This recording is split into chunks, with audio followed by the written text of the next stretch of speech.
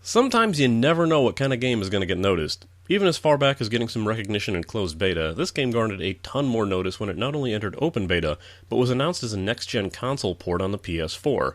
However, as you might have guessed, you don't have to wait that long to start playing.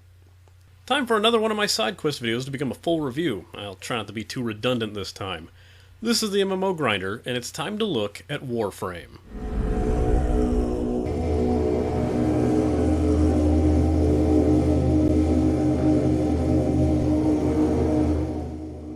Developed and published by Digital Extremes, Warframe is an RPG and arena shooter hybrid in which 4 players take on the role of a Tenno, an ancient warrior highly reminiscent of the ninja, decked out in robotic armor, and struggle against emerging foes in a now colonized solar system.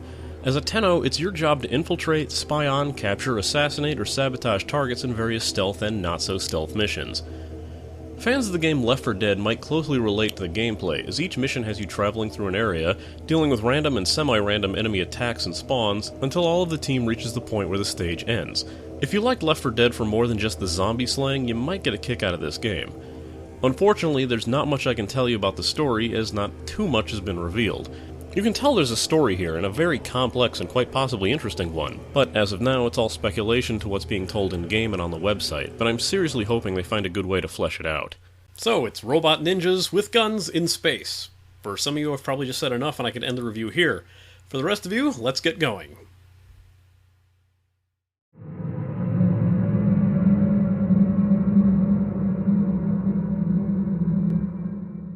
I can tell why they want to make this a next-gen game. Despite it being pretty easy for me to run, even on the default settings, this game looks fantastic. There's serious detail in texture and environment effects, and everything is fantastically optimized. I rarely to never notice a drop in the frame rate or slowdown when playing, even during some of the more intense firefights. You'll also notice a few effects in play, some for optimization, some just for flash, like the blur to the graphics when you're under fire, and in some case, like when getting hit by a certain enemy attack, your interface HUD gets scrambled for a short period of time. The entire aesthetic of the game is fitting and different from most shooters, as it's obviously set in space, and usually inside of a ship. Interiors tend to be similar a lot, mostly being metallic halls and rooms with pipes abound. Despite the Warframe armors being robotic, the fit and style of them look very organic and alien, with each armor shape giving you a general idea of the class once you get used to how each one looks. Enemies are also very distinctive looking, with the Grineer wearing large bulky sets of armor, and the corpus being robotic to the point that the soldiers look like they're wearing PC towers on their heads and firing lasers rather than guns. The infested being malformed organic masses, unrecognizable from whatever they were initially supposed to be, save for the infested Grineer and corpus, which look like the previous two with more disturbing growths and transformations. There's also an East Asian aesthetic to the entire game, hidden subtly and not so subtly within the game's overall style, as the Tenno are all very lithe and take on the look of sleek anime and Sentai robots in suits. There's a very distinct reason I chose purple and light green for my Excalibur Warframe after all.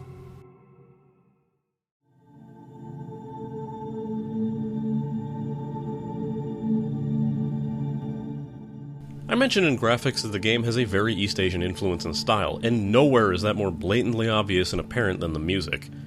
This is a very, very different soundtrack, and in a world where future shooters rely mostly on rock or techno and dubstep, this game takes a completely different route, going mostly for spooky and ambient, with action tracks punctuated by some seriously heavy taiko drum beats, punctuated further with throat singing and a bit of electronic hook. It's definitely something different and worth a listen without any background noises to distract you. Still, it's also so different that some people might not really like it at all, and the drum beats tend to get repetitive when playing for long periods of time. Since sound is more at the forefront, as a lot of the music is quiet and ambient, it's what you'll be noticing more often than not, and there's a few quirks beyond the usual expected gunfire. For one, there's a really neat effect that plays if you happen to break one of the windows in the space stations. Why a space station has glass windows is beyond me, but regardless, breaking one, either with explosives or a melee weapon, will cause the sound in the room to become dimmed and muffled as the air gets sucked out of the room. It's a pretty cool effect. Warning, the hall has been breached.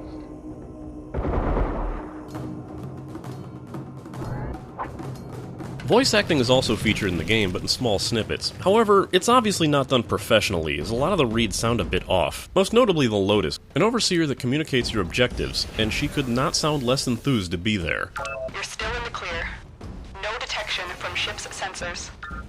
One voice acting quirk I find funny as I do disturbing involves when you're sent to capture someone on a mission. Good God! The first time I did that, I actually thought I did something wrong, like I screwed up and pressed the wrong button and accidentally killed the guy. I've heard less horrific noises coming from him when I shoot him in the face. Overall, sound is pretty solid and distinctive for a shooter, and sooner or later you'll be able to identify enemies and situations just from hearing the enemy noises.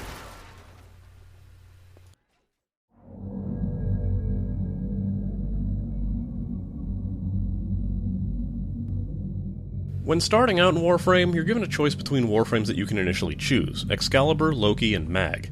Excalibur's a great starter frame, not excelling or lacking in any one area, and pretty good for dealing direct damage. Loki is a speed and control-based frame, and Mag is the ability-based frame using magnetic force to manipulate enemies.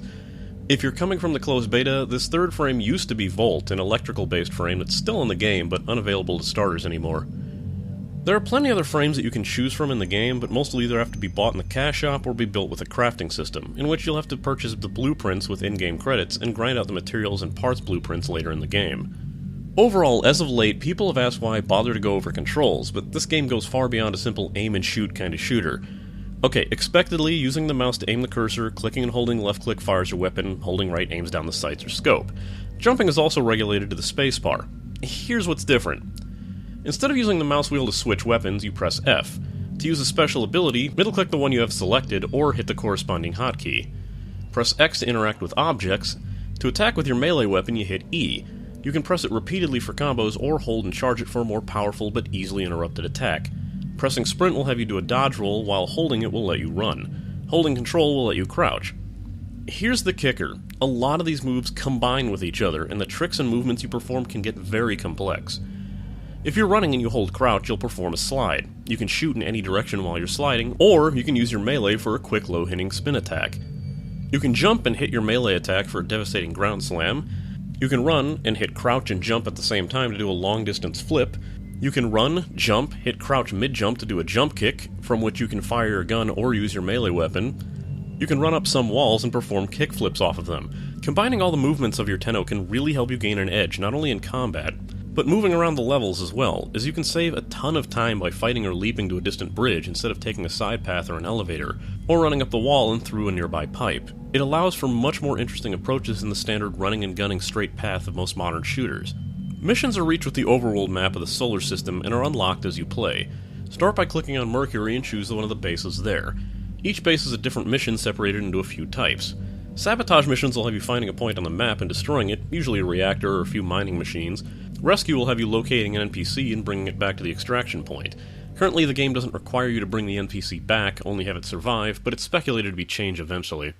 Spy and raid missions involve you retrieving items to bring back to the extraction point, with spy missions limiting you to your secondary weapon or melee if you're the one carrying the intel. Capture missions have you find and defeat a certain enemy, then pressing X to capture them in that horrible-sounding dissolving scene I showed back in the sound section of the review. Extermination missions have you hunt through the area to kill every enemy. Assassinations are more like boss stages where you'll have to find and kill the boss enemy. Defense missions will have you reach a point and defend it against constant waves of enemies. You can choose to end the mission once you've survived 5 waves, or you can keep going for greater rewards against tougher enemies. Finally, there's alerts, which offer the toughest challenge and greatest rewards. These will appear on the main map in random areas. They're best suited for players who've already unlocked most or all of the stages. Even if you've already completed a stage before, you'll notice that they never seem exactly the same, as the game generates your maps randomly. However, despite this leading to never knowing what's through the next door, repeated play will have you start recognizing very similar rooms, and eventually you'll know what to do in each one, meaning that while stages themselves are never repeated, the rooms themselves are, and the overall feeling of repetitiveness might hit hard. That's not to say that's all there is to the random chance element of this game. The faction that you're fighting against will act differently, and the stages themselves will reflect this. Grineer installations are very militarized and straightforward, allowing for more firefights, as Grineer will attempt to flank you and pin you down under fire. Corpus areas are laden with traps and spy cameras, making traversing the levels as dangerous as fighting the enemies within them.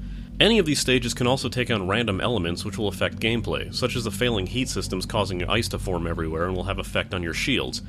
Other stages might have a combustion problem where patches of flame will sprout everywhere, making traversing the level a bit more dangerous. These help make the new stages feel a bit more fresh. The mission itself even may change, as you could be on your way to a sabotage point, only for the Lotus to tell you to instead kill everyone on board the ship, negating the original intent of the mission. It really keeps you on your toes. Not to mention, there is the random chance of a powerful and dangerous stalker enemy to show up and try to hunt you down. A blessing and a curse, a stalker can completely destroy a separated or unprepared party, but he has a chance to drop some fantastic weaponry if dispatched. He's also got his own music sting, so keep an eye and an ear out for him. Upgrading your Warframe and your weapons has changed dramatically since when I first talked about it. Just forget about that skill tree I mentioned in the side quest video, and this is how it works now. In the Arsenal screen, click on the wrench icon and you'll be taken to a screen filled with cards and slots to place those cards in. These cards are your mods and can be slotted to your weapon and frame as long as you have the space and points for them. Points to equip each mod, like boosting your crit chance or damage, or in the case of Warframes, your special powers, are displayed in the card. You may also notice a symbol in the upper corner of the card, which may or may not match the symbol on the card slots. Make sure you are matching these. If you place a mod with a matching symbol to a slot with the same symbol, the mod will only take half the points to equip. If the symbols do not match, it will require more points to equip. It's better to place mods in a blank symbol slot if they don't match, as there's no benefit to equipping a mod to a non-matching slot. Keep this in mind as you upgrade. You also get more points to equip mods as you level up each weapon in Warframe to a max level of 30. Finally, to craft, which I mentioned is the only way to get Warframes for free, head to the Foundry section. There you'll be given a list of existing blueprints you own and a list of materials that you've collected. If you need a certain material, note that you can see which planet is most likely to drop which material that you need. Some drops are far rarer than others, and you'll need to do a lot of stage grinding to complete a lot of the blueprints. Blueprints also take 12 hours to complete once you've gathered up the materials and started the process. This can be sped up with Platinum, the cash shop currency, but if you're opting to spend real money to speed up crafting, you're probably just better off buying your weapons and Warframes outright. Your call.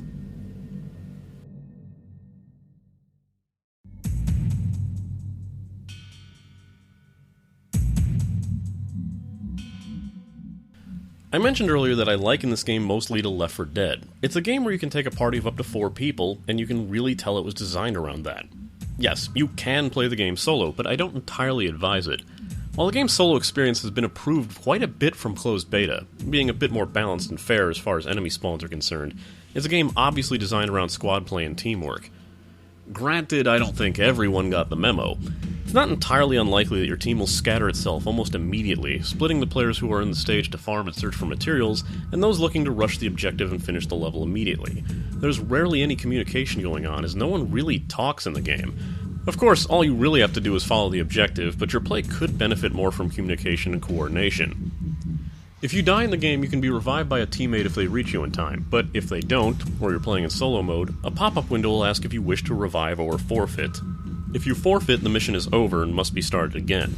If you revive, you'll be back at full health with a small window of invincibility.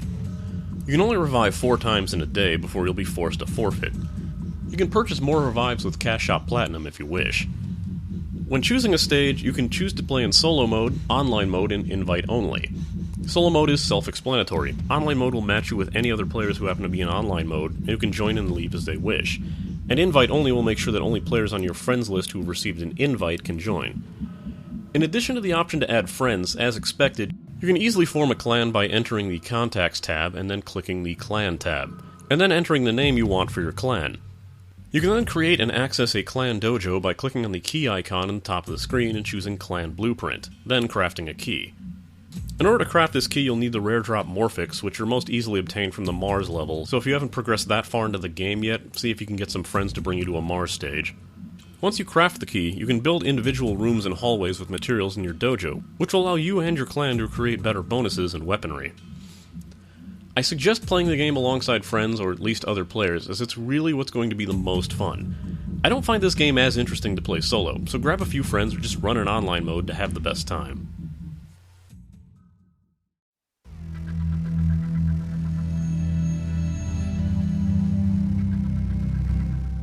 Cash Shop currency is called Platinum, and, at least as far as open beta is concerned, you get a small amount right away when you sign up, which you can use to purchase a new Warframe or other items as you wish. As stated earlier, one simple way to obtain new Warframes and weapons is to buy the blueprints in here, and craft them yourself, but you can just as easily purchase them with Platinum credits. Using Platinum to buy weapons and Warframes often comes with some of their mods immediately. You can even buy certain crafting materials with Platinum if you don't wish to grind for them. Since you can customize the color of your Warframe, you'll notice that you'll be pretty limited to what colors you can choose, and ones you want that aren't available, you'll have to buy with another color palette. There's also a few bundle packs available here, but really, there's nothing of note that's absolutely required. It really just depends on what you want to spend more, money or time. Personally, unless you need a specific color, you'll probably just have a lot more fun trying to earn your weapons and frames rather than outright buy them, but that's just me.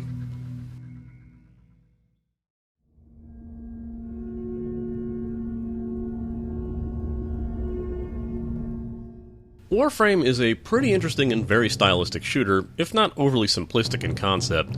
While there's a lot of new and interesting concepts in play, and the parkour and ninja combat elements are a lot of fun to mess with, at the end of the day it's just a lobby-based shooter. If you enjoyed Left 4 Dead, just playing with a small group of friends on short missions and gunning down enemies as a team, you should enjoy this. While a viable shooter solo or online with others, this game is much better suited to a group of familiar friends.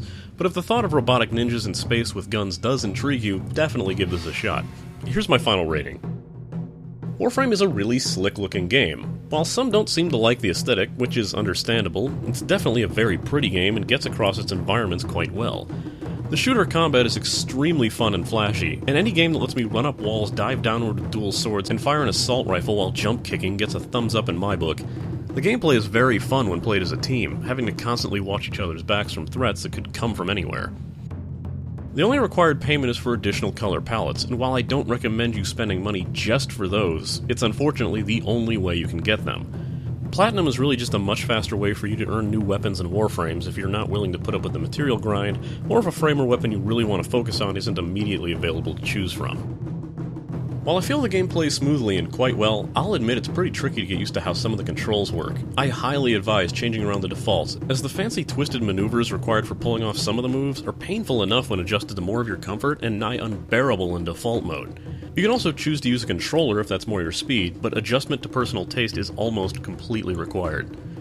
As a shooter, it's pretty repetitive. Once you've gone through every mission type and played a few different faction areas, you'll know exactly what to expect each time, and there's little more to expect to see once you've reached that point.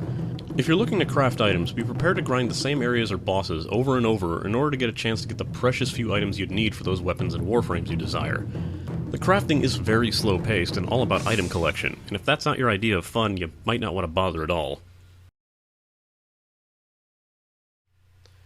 Next time I'll be looking at the highly requested sequel to an original game that I am far too afraid to review. It's not Final Fantasy XIV!